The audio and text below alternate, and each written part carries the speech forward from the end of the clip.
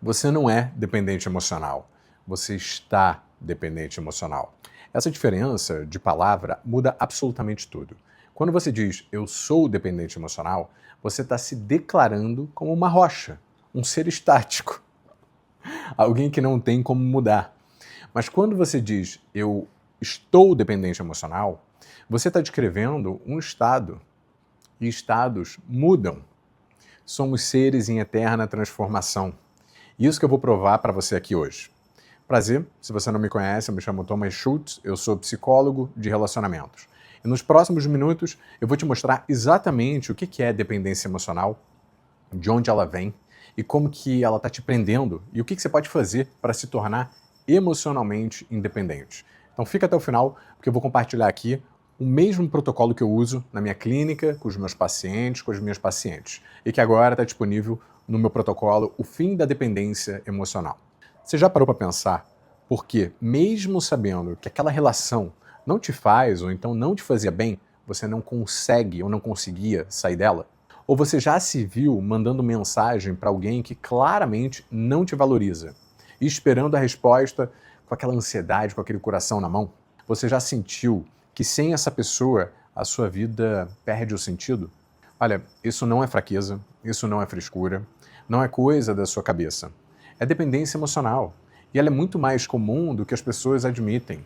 Desde que eu escrevi o meu livro Ninguém Nasce Sabendo Se Relacionar, eu recebo mensagens todos os dias de pessoas que me dizem a mesma coisa. Thomas, eu sei que eu deveria ir embora, mas eu não consigo. E aí vem o que mais me preocupa. A maioria dessas pessoas acha que o problema é ela, que tem algo de errado com ela ou com ele, mas não tem. O problema é uma crença que foi instalada em você ao longo da sua vida. E toda crença pode e deve ser questionada, ser substituída por uma crença que é melhor, que te faz bem. Eu vou te dar a definição mais direta que existe sobre dependência emocional. Dependência emocional é a crença de que você precisa, necessita de outra pessoa para estar bem ou para ser feliz. Mas isso não é verdade. Você só acredita que é e vive conforme essa crença. Crença é isso, algo que a gente acredita ser sem questionar. Mas está na hora de você começar a questionar se ela te faz bem ou se essa crença te faz mal. Certa vez uma paciente me perguntou, mas Thomas, em algum momento da nossa vida a gente não é dependente de alguém? É claro, na infância, quando você era bebê ou criança, você precisava dos seus pais para sobreviver. Isso era uma dependência real, não uma crença. Só que você não é mais uma criança, mas você continua carregando essa crença como se fosse. Outra paciente minha me disse uma vez, eu tenho carreira, eu tenho dinheiro, eu tenho tudo, mas eu não quero ir para a Itália sozinho. Eu preciso de uma pessoa para ir comigo. E eu respondi para ela, olha, eu não vou te ensinar ou te dizer para você aprender a lidar com a solidão. Eu sei que não é isso que você quer, nem todo mundo quer isso. Mas eu vou te dizer o custo de você pensar dessa forma. Quando a sua carência ela é grande demais, você acaba baixando os seus critérios, você deixa qualquer pessoa entrar na sua vida, e aí você perde o controle da sua própria felicidade. E ela estava voltando com um ex que tinha sido assim, um completo babaca com ela, simplesmente porque ela não aguentava ficar sozinha. Ela não via sentido em ficar sozinha. A vida dela não tinha sentido sem uma outra pessoa. Só que sofrer acompanhado, acompanhada, não é solução. Sofrer acompanhado é uma sentença de infelicidade sem fim. Ficar sozinho ou sozinho é uma fase, por mais que ela possa durar. Ficar numa relação que te destrói, infelizmente, é uma escolha. Existem dois padrões que eu vejo repetidamente nos meus atendimentos. O primeiro são de dois dependentes emocionais que se encontram. Parece que é perfeito no início. Eles se bastam, não precisam de mais ninguém, só que os dois estão se sobrecarregando. Eles estão se afogando juntos e chamando isso de amor. Isso é muito comum em relacionamento adolescente, onde os dois se fundem, se esquecem dos amigos, esquecem até daquilo que gostam.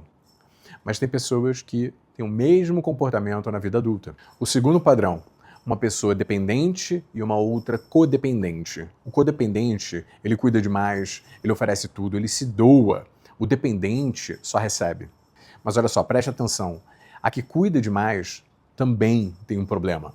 Ela precisa que a outra pessoa dependa dela, por isso que ela é codependente.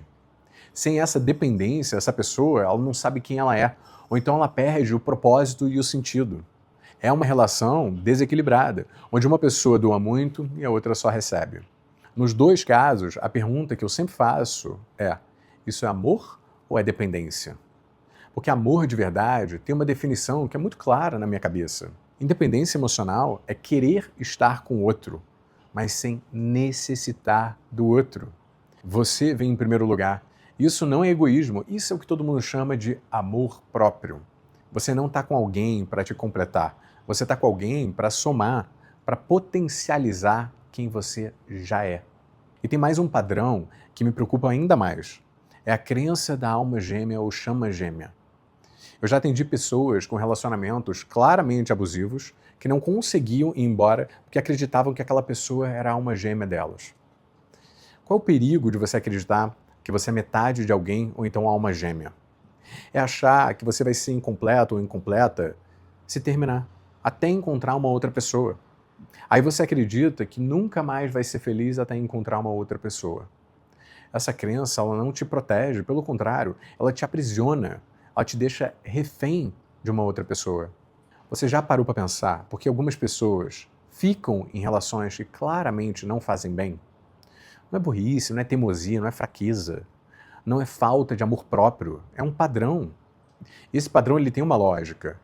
Quando você está com alguém que te trata bem em um dia e te ignora no outro, que te elogia numa semana e some na seguinte, o seu estado emocional ele entra num estado de alerta constante.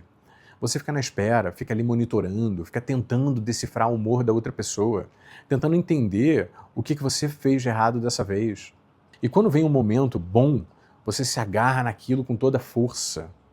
Isso é completamente desproporcional, porque você sabe, no fundo, que aquilo pode acabar a qualquer momento. Eu tive uma paciente, que eu vou chamar de Maria, que estava tão acostumada com a intensidade do namorado que ela própria começou a provocar brigas só para ter aquela reconciliação depois. Ela havia desacostumado com a calmaria. A paz tinha se tornado insuportável para ela. Quando eu listei todos os comportamentos dele numa sessão, ela ficou em silêncio por um tempo e disse: eu sabia, mas eu precisava que alguém de fora me mostrasse o tamanho disso ou que isso não era saudável. Isso é o que a dependência emocional faz com o tempo. Ela embaralha as suas referências. Você começa a confundir ansiedade com paixão, instabilidade com intensidade, sofrimento com amor. Então, como se sai disso? Como você sai disso na prática? A primeira coisa que eu digo a todo paciente ou toda paciente que está tentando superar uma relação dependente é: trate isso como uma desintoxicação. Contato zero, sem ver fotos antigas, sem dar uma ligadinha só para saber como a outra pessoa está, sem stalkear um Instagram às 2 horas da manhã. E olha, eu sei que isso parece impossível e demora para você conseguir. Mas deixa eu te explicar por que isso é tão fundamental. Quando você vê uma foto da outra pessoa, é uma simples mensagem, um nome aparecendo na tela, isso é um gatilho. E esse gatilho reinicia todo o ciclo. E tem gente que me diz: Thomas, a gente tem filhos juntos, não tem como eu fazer o contato zero. Realmente, não tem como. Mas nesse caso, a regra é simples. Regra de contato é comunicar apenas assuntos relacionados aos filhos de vocês, sem usar isso como uma desculpa para você tocar em outro assunto, sem deixar mensagens abertas para interpretação. A frieza aqui e o espaço não é crueldade, maturidade emocional, é sobrevivência emocional. É se colocar em primeiro lugar e não aumentar ainda mais o seu sofrimento. No fundo, de quase todo caso de dependência emocional que eu atendo, existe uma coisa: solidão. Não a solidão de você estar sem companhia, mas a solidão de não se bastar com a própria presença, com a própria companhia. A solidão é você esquecer que você tem a sua própria companhia. É você acreditar que precisa de um outro corpo do seu lado para você se sentir inteiro ou inteira. E o que acontece quando você tenta cobrir esse vazio com uma pessoa? Você coloca toda a sua segurança emocional nas mãos de alguém que pode ir embora a qualquer momento. Um paciente me perguntou se era normal colocar o sentido da vida dele, o propósito nas mãos da parceira, como se isso fosse bonito. Eu falei, não, isso não é saudável nem bonito, porque o que acontece se ela for embora? Você perde o quê? O seu sentido junto com ela? As pessoas que geralmente fazem isso são as pessoas que se sentem insuficientes sozinhas, como se tivesse um vazio ali, um vazio que elas mesmas não conseguem preencher e por isso elas precisam de uma outra pessoa. É a solidão que você carrega para dentro de um relacionamento, esperando que ele resolva tudo.